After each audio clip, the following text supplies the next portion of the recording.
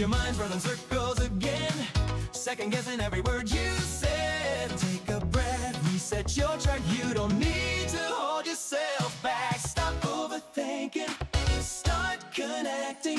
Confidence maxing. All right, welcome to another episode of Confidence Maxing Live. It is good to see you. It's good to have you. I hope it is good to see me as well. So we got a fun show for you today. What are we going to be talking about, you ask? Well, I'm going to answer you.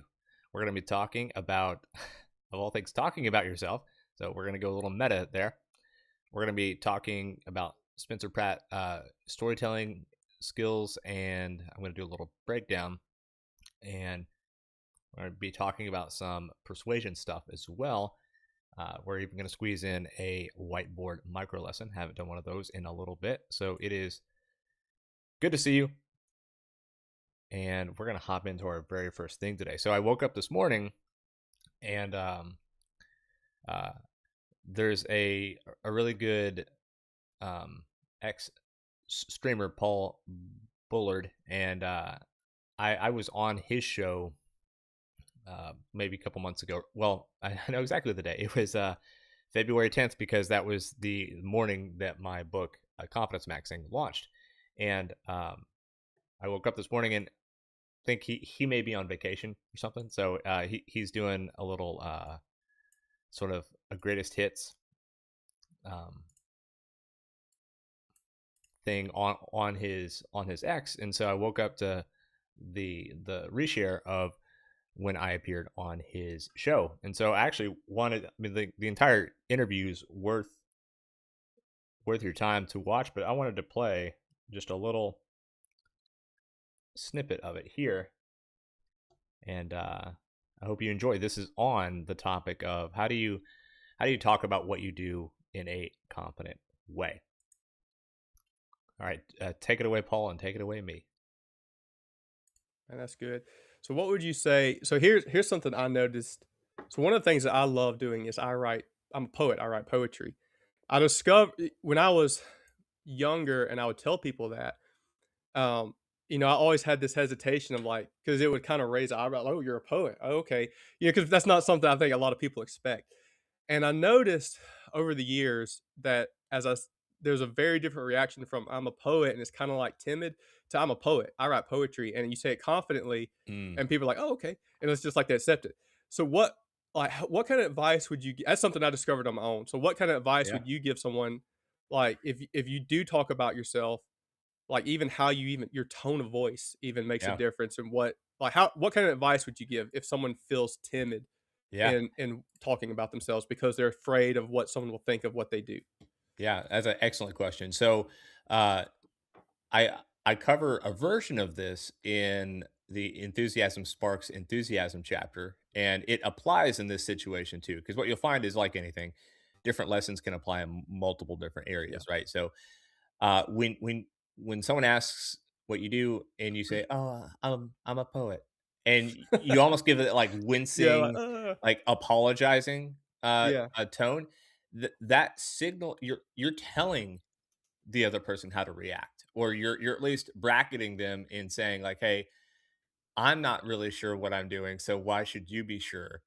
Instead, as you found, and no doubt you found this, where you're like, "I'm a poet, and here's what I'm working on," or whatever. Then because you could label that more confidence, but let's break it down, because confidence can sometimes be a zipped term that has stuff hiding inside of it where you can't get your arms around what it is. You probably are making good eye contact. You're being sort of proud in your voice in terms of like, hey, you're declarative. This is what I do. And you're showing enthusiasm. Your energy level is probably up a little bit. All those individual components are signaling to the other person, hey, this is the bracket of how you should react. You shouldn't react timidly to this. You should be enthusiastic with me. So the more enthusiastic you are, the more enthusiasm you'll get, because you're signaling to the other person how they should react to you. Now, are they going to give you a one-to-one reaction versus your energy level? Maybe, maybe not. That's not exactly the point, but you can lift someone who is lower energy up to a higher energy level by being enthusiastic. And so, in some of that confidence too, isn't built in that interaction. It is looking at your poetry. It is reviewing poems that you're really proud of, that you enjoy, that you and think of the feedback that you've gotten from other people. And so if you're focused on that, all that competence, then why wouldn't you be proud Yeah. of saying what you do? If you're focused on, hey, I'm not where I want to be at, like there are all these great other poets, and you're focusing on the gap, then guess what, you're probably going to feel more timid. So it, the inputs to your own psyche matter a lot, and that ends up helping you with the downstream effect of like, hey, how can I talk about this in conversation? Because you're going to feel confident, and that's going to come across when you're talking with other Yeah. people. Man, I should just let myself talk for myself all the time. I mean, it's going to sound a little meta. I like what I said there. In a week, I'll be I'll be reacting to this reaction of me reacting, and then it'll be like Russian nesting reactions. But the one thing I'll call out, I don't think a whole lot needs, my commentary on myself is a little too much for me. But the one thing that I do like quite a bit actually is you focus on your area of competence, right? That's why one of the first chapters of my book on confidence is competence, maxing competence. So you could sum it up in one sentence that I talk about in the 20 lessons towards the end of the book, which is simply show yourself frequent proof of your own competence, and over time you'll believe the proof. Now, what follows from that is you got to put in the work, and you got to be competent, which is the tuition for any area of life and any skill that you ultimately want to be better at. And so, if you've ever had trouble sort of talking about yourself and forming that idea of like this is how I talk about what I do, or even if the thing you want to talk about is not your main gig, right? Because we aren't necessarily what we do in terms of jobs. This is a really good model that you can just steal, and you can start talking about yourself in a more compelling way. So that's our first item. It's kind of good to kick these things off while people file in to the live stream. So our next item is, like I told you yesterday, this isn't going to be the Spencer Pratt show forever.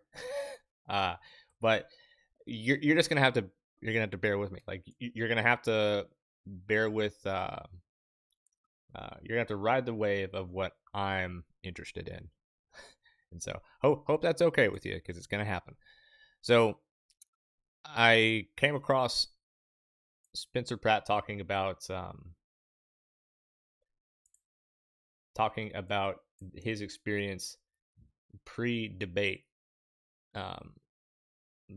before the mayoral debate, being in the green room and all that kind of stuff. And what occurred to me is simply that, like, I don't know if Spencer Pratt can be uninteresting. He just seems to have one of those personalities that, I'm not going to sit here and say I'm an aficionado on him. I'm not. But either through skill or sort of natural inclination,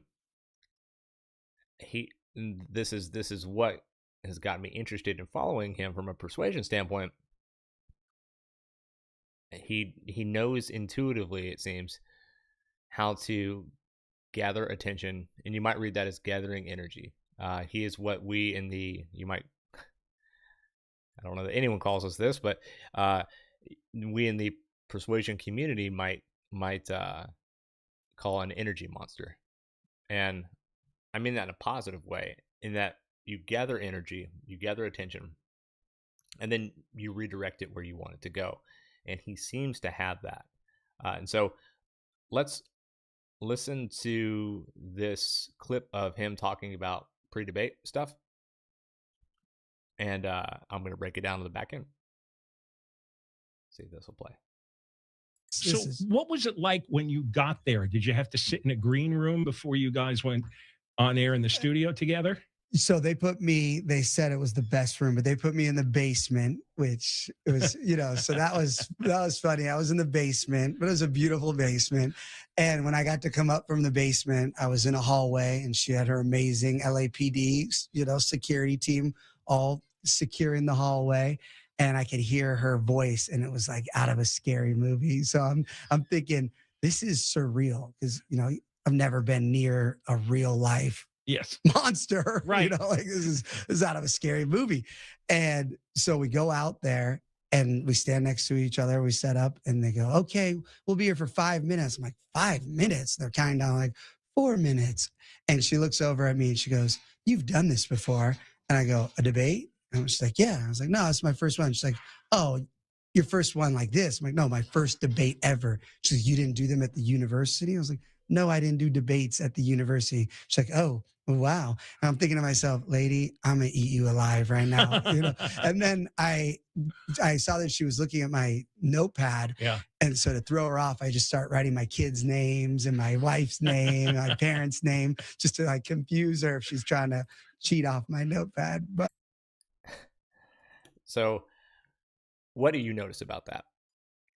What jumps out at me immediately is simply that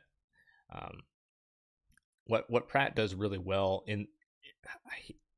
he does a lot of things really well in this, but when you're telling a anecdote or a story like this, first let's look at the meta, which is simply his demeanor is that he is talking to you over drinks. That might be like the meta. It's not, well, let me tell you about the time. No, it's very like person to person. Of course, he's on a podcast with an individual, and he's treating it as if, even though it's being filmed, looks like this is a AM 640, so it would be a radio spot. I see the iHeartRadio logo there, and obviously being recorded, so there might be a video component that goes out as well. But it's just a radio spot going out to thousands upon thousands of people, if not hundreds of thousands. But he's not letting any of that seep into his delivery, and he's just delivering it as like, "Hey, I'm just talking to you. Hey, I'm just talking to you." And the visual components. This is something that I notice. He weaves it into nearly everything he does and says, which is fantastic. He weaves visual components in. So let's listen in to the beginning of this again, and I'll stop it along the way. So what was it like when you got there? Did you have to sit in a green room before you guys went on air in the studio together? So they said it was the best room, but they put me in the basement, which it was, so that was funny. I was in the basement, but it was a beautiful basement. So immediately starting off with like a little bit of a joke, like they said they're going to put me in the best room. They put me in the basement, which, the being stuck in a basement does not exactly conjure images of grandeur, right? But he still says it was a beautiful basement. And so already he's plugging you into the visual side of things. And when I got to come up from the basement, I was in a hallway and she had her amazing LAPD, security team, all securing the hallway. Complimentary to the LAPD. Good. And I could hear her voice and it was like out of a scary movie. So so you can't help but imagine, like in the article that I wrote that now I haven't checked in a little bit, but the last I checked it had like 180,000 views. One of the things I put in there is Spencer Pratt sort of knows the assignment, and the assignment is being a mental projectionist. Like, you go to the movies, there's that projectionist that's projecting the movie in the theater. Well, Spencer Pratt's projecting a movie in someone's mind, because from a visual standpoint, you can't help but imagine walking up the stairs. You might imagine that you're him, or you might imagine that you're walking up the stairs with him, and then you see all the LAPD around, and then you just hear Karen Bass's voice, and he's sort of jacking it into emotion, where he's comparing it to a scary movie, where you just see the quote unquote the villain, but you don't, or you just hear the villain, you don't see them, and you can't help but imagine it. Again, this is surreal because I've never been near a real life monster. Right. Like this is out of a scary movie, and never been near a real life monster. So he stays with that scary movie visual, and this, in my opinion, it comes off as very authentic, and I think it's so authentic that he probably doesn't realize he's doing it. But like the little laugh he gives, and like he's telegraphing like his own sort of, and I might be reading into it, but his own sort of incredulousness of like, oh wow, I can't believe this is happening. This is surreal. So he's tapping into the emotion of what it felt like in the moment, and it puts him on the same level as the listener of the story, because that's probably the same reaction that the listener would have as well. Again, like there's a lot of technique here, but when I say technique from a persuasion standpoint, it doesn't mean that it's overly practiced or considered in a boardroom somewhere. A lot of this is just revealing stuff that's already happening in the moment off the cuff. So yeah, I like that quite a bit. So we go out there and we stand next to each other. We set up, and they go, "Okay, we'll be here for 5 minutes." I'm like, 5 minutes? They're kind of like 4 minutes. And she looks over at me and she goes, "You've done this before." And I go, "A debate?" And she's like, "Yeah." I was like, "No, it's my first one." She's like, "Oh, your first one like this?" I'm like, "No, my first debate ever." She's like, "You didn't do them at the university?" I was like, "No, I didn't do debates at the university." She's like, "Oh, wow." And I'm thinking to myself, "Lady, I'm gonna eat you alive right now."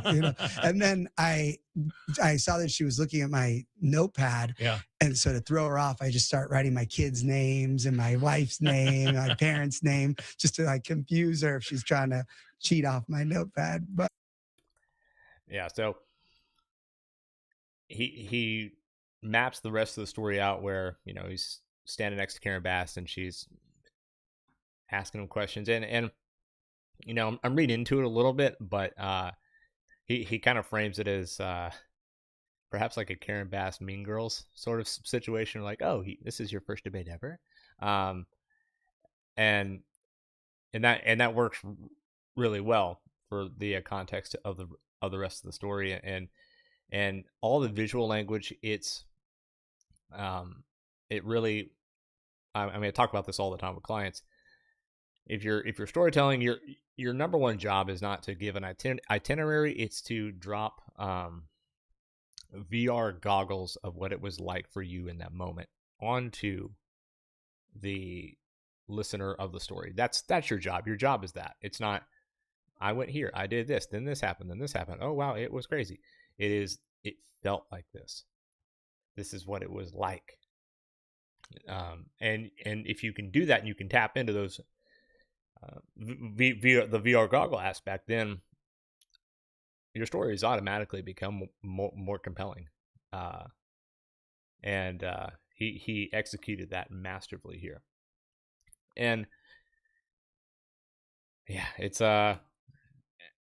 like I've said before, that like the density of the things that he layers on from a persuasion standpoint, really, really dense.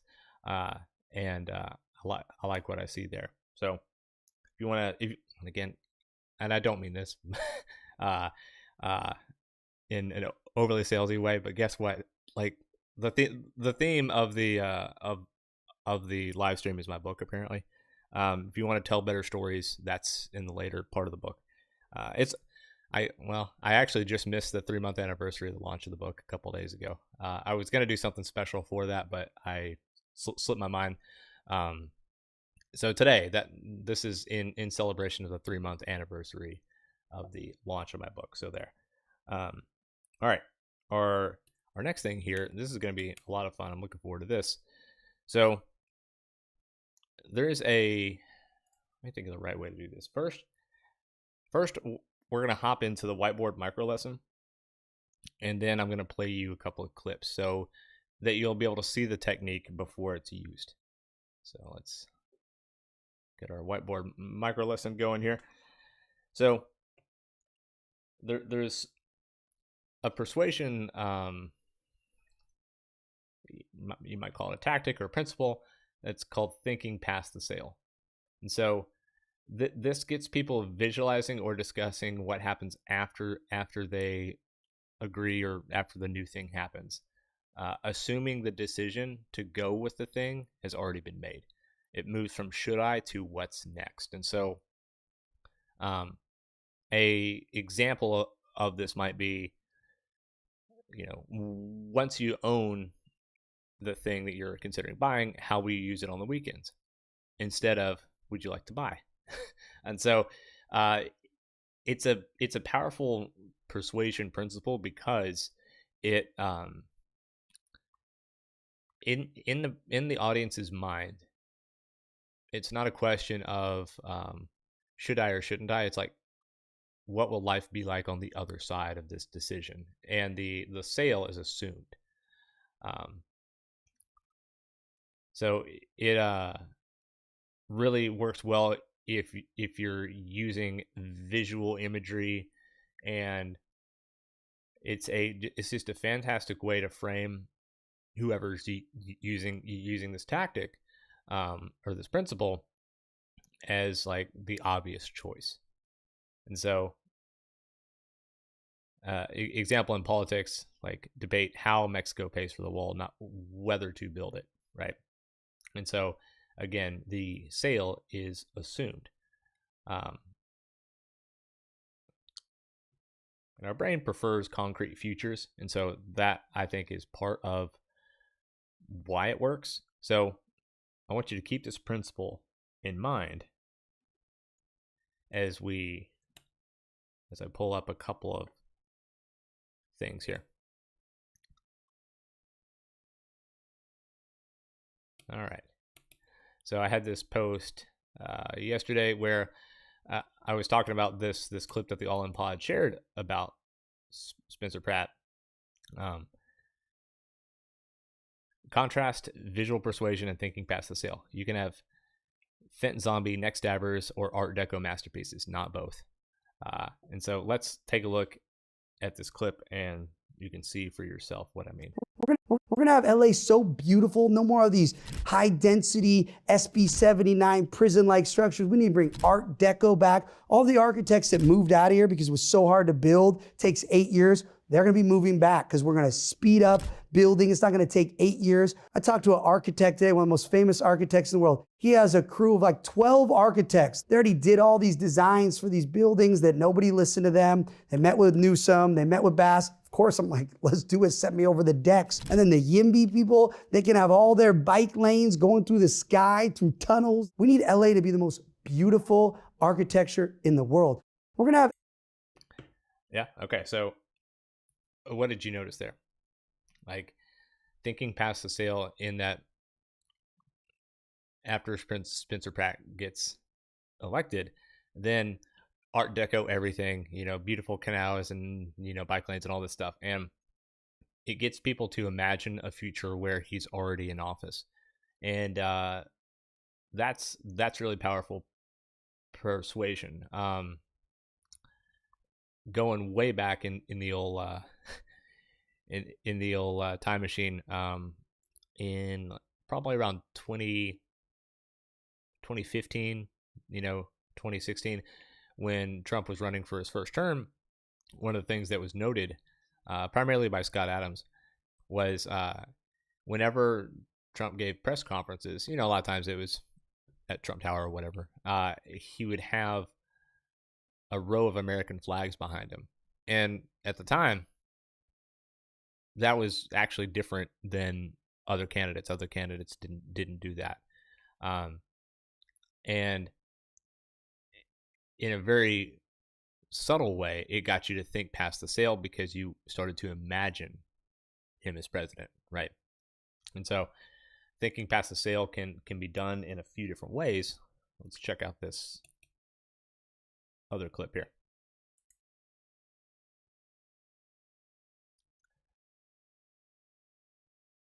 I've met with multiple billionaires this week that when I'm mayor, one guy is willing to already, who did this for New York, his family, they donate $300 million to New York. He's willing to go up to $500 million for Los Angeles. There's people that when I'm mayor want to privately. Can you say who that is? No, he wants to be the anonymous fund czar.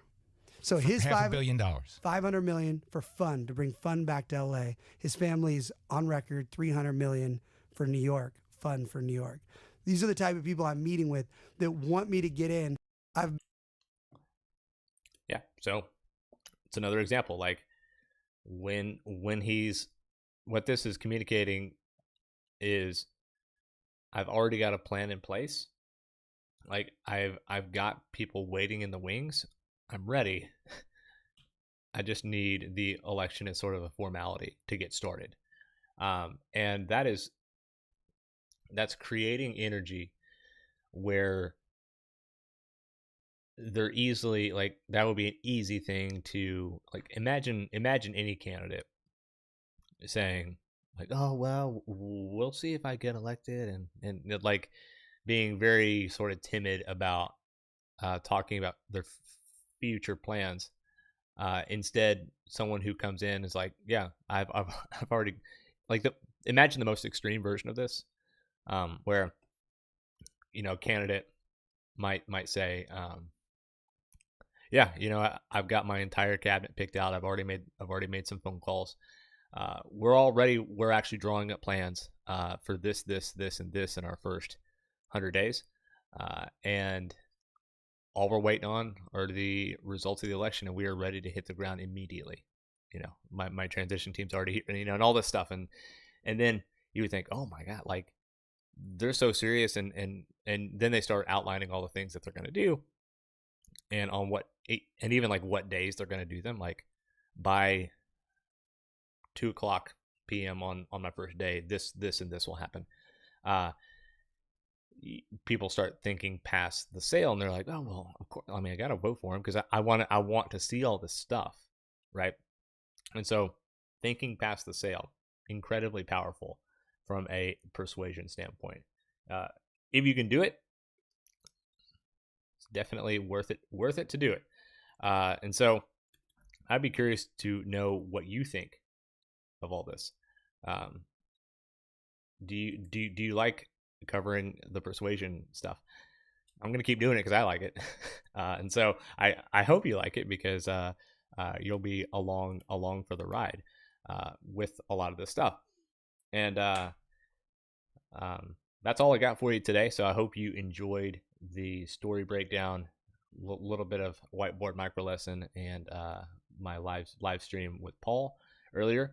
Other than that, the last persuasion principle I'll leave you with is something really simple. It is a fake because. And I'm going to tell you the technique, and I'm going to tell you that I'm using the technique on you. And what the funny part about persuasion is that it doesn't even matter if a technique's being used, it still works.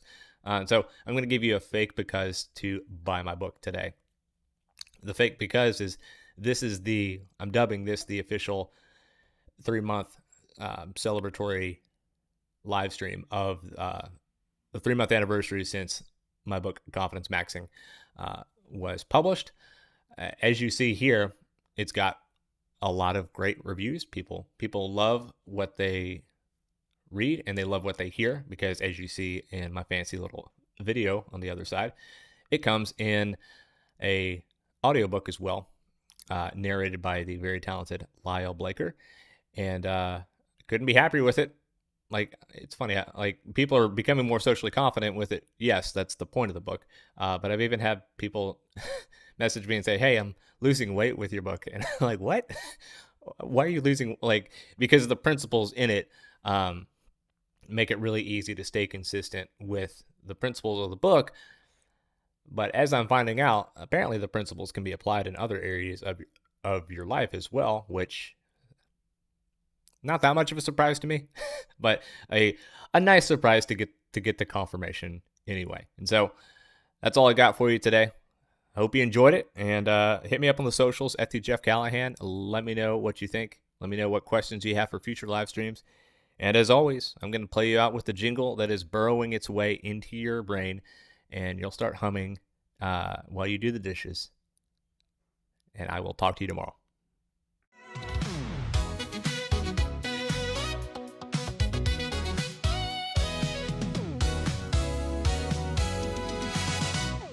If your mind's running circles again, second guessing every word you said, take a breath, reset your track. You don't need to hold yourself back.